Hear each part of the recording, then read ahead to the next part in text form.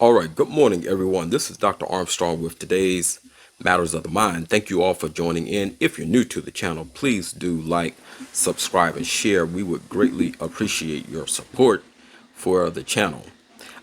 I think today would be a good day to reiterate the purpose of why mental health is important and why seeking out mental health is also important.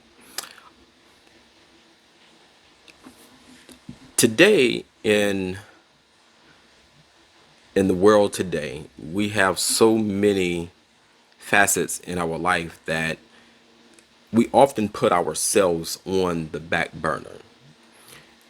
And by doing that, we tend to put our own mental health, we just tend to forget about it. And we think, hey, everything will just be all right. And we just move forward in our life. It's a crucial part of our overall well-being to make sure that we have good mental health, right? So let's dive into some of the facets of why seeking out mental health is a good thing. Number one is emotional self-awareness.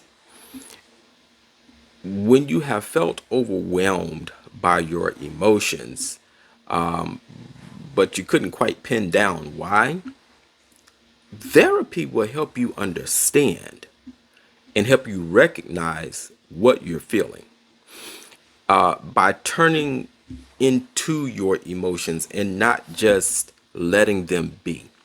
It's a major difference in just letting them be. Oftentimes, we just don't know how to communicate effectively and navigate through those tough and challenging emotions. Therapy can help with that. Then we want to look at stress management.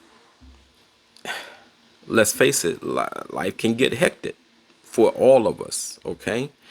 And while a little stress, it can be motivating, which a little stress can be, it can also be a debilitating aspect of our life when the stress becomes overwhelming and it leads to either an anxiousness or a depression. When you seek out the mental health support, that can equip you with strategies, coping mechanisms to help you handle the stress and make those daily hurdles seem a lot more manageable. Okay. And then we want to look at improved relationships. Improved relationships.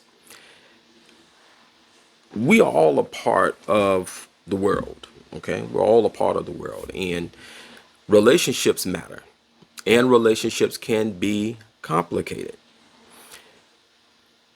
We as mental health professionals, no matter what aspect of mental health we're in, whether we're a marriage and family therapist or a holistic therapist, or like myself, a pastoral counselor and a clinical psychotherapist, we can help you understand how to strengthen the bonds that help you in your relationship.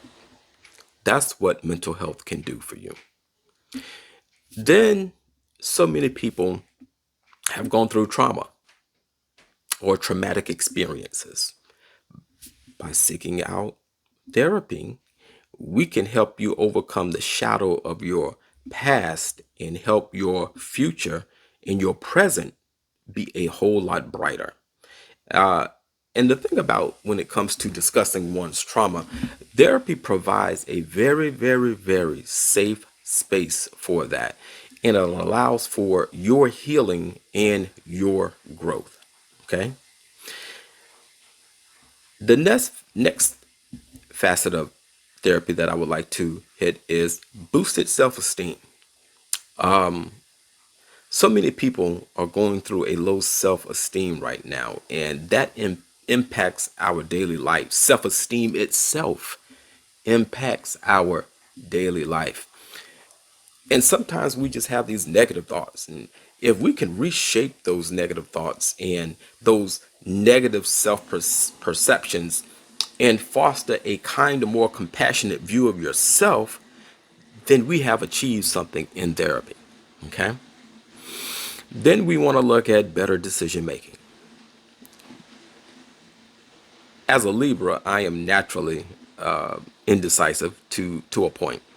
And sometimes I just feel stuck with making a decision. Therapy can help you navigate through those decisions and come down to a reasonable deduction of those decisions and help you seek out the right one and actually make a decision. There's procrastination, there is self-esteem issues, there's imposter syndrome when it comes down to make a decision, there's self-doubt when it comes down to make a decision. All these things are what we can discuss during a therapy session to help you make the decision. We go through techniques and exercises to help you actually make the decision. Okay? So, look, if you're striving for a better life today, therapy is a good thing to do. It doesn't mean that you're weak. It doesn't mean that you're in some state of craziness. You're not crazy. If you go to a medical doctor, there's no harm in going to see a mental health therapist. Heck, a lot of us are doctors. We're doctors of the mind and helping you process your negative thoughts into positive thoughts. It's like an alchemical change, if you know what that is. It's a process of taking something that is rough, raw, and ragged and making it into something that is precious and almost like a precious metal or stone or gem.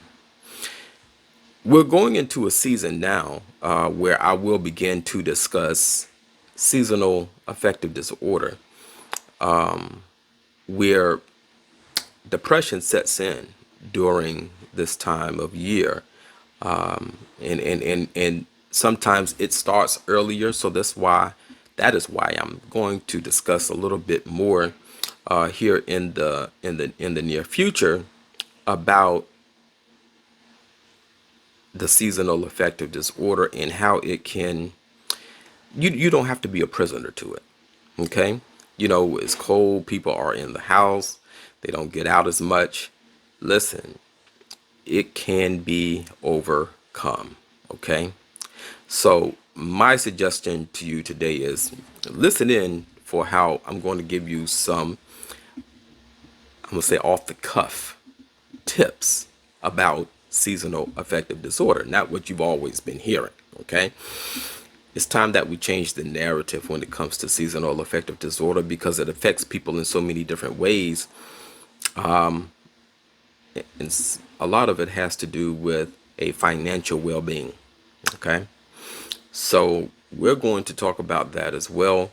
And we're going to get through the season without having the depression, the anxiety, the low self-esteem, the self-doubt. We're going to get through all of that. And we're going to make sure that this will be a season of change for you. All right. Thank you all so much for listening in today. Again, please like, subscribe, and share. That's the commercial that we always have to say on here. I thank you for listening again, folks. Do have a wonderful rest of your week and rest of the day. Take care.